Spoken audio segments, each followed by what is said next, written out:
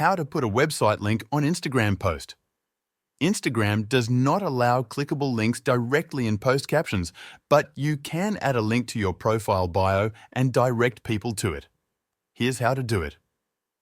First, open the Instagram app and go to your profile by tapping on your profile picture in the bottom right corner.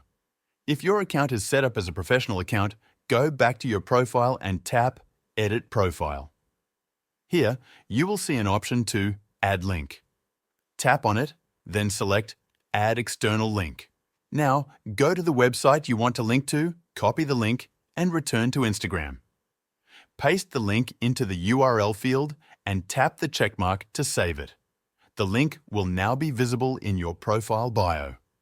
To use this link in a post, go back to your Instagram home screen, tap the plus button, and create a new post.